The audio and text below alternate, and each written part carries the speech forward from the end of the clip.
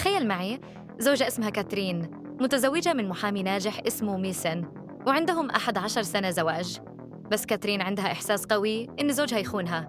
تواجهه وتنتظر يسمعها أو ينكر على الأقل، لكنه قالها بكل برود: إيه، أنا أخونك ومع وحده من المكتب وأبغى طلاق. كاترين تحطمت، لكنها ما كانت تبغى تستسلم بسهولة. قالت له: خلنا نحاول نروح علاج زوجين، يمكن نقدر نصلح.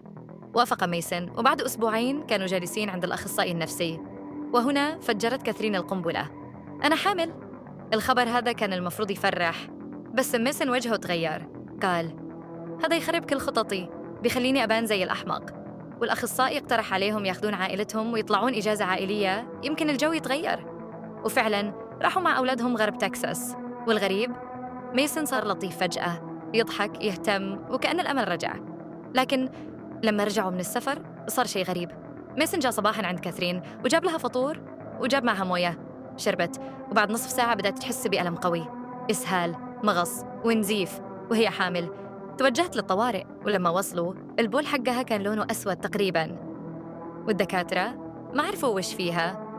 رجعت للبيت، وتالي يوم ميسن يجي مرة تانية، لكن هالمرة جاب معها مشروب رياضي برتقال.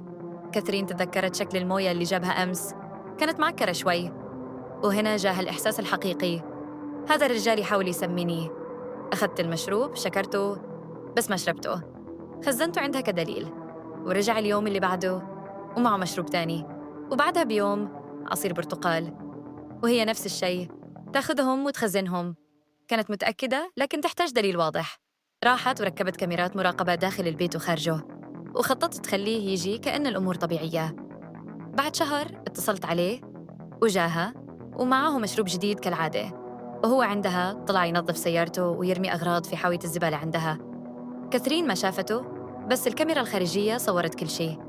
راح بعدين وفتشت الزبالة، وتخيل وش لقيت: علب فاضية من حبوب إجهاض. كل اللي كان يحطه في مشروباتها كان دواء إجهاض، كان يحاول يخليها تفقد الجنين بأي طريقة.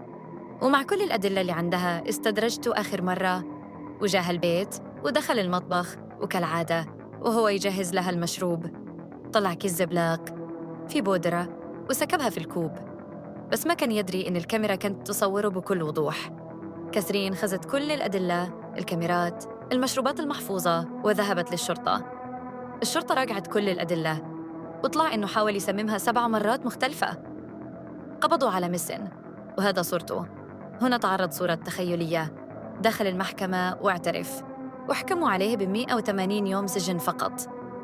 الطفلة انولدت قبل موعدها ب10 أسابيع، وتعاني من تأخر نموه. وهذه القصة صارت فعلياً في تكساس. فيا ناس، مو كل شيء يبان حب يكون حب، وفي بعض الأحيان أخطر عدو لك ممكن يكون نايم بجنبك. لا تنسى تشترك بالقناة وتضغط لايك إذا تبي قصص أكثر تشويق وغرابة وألم من قصة على الطاير. بل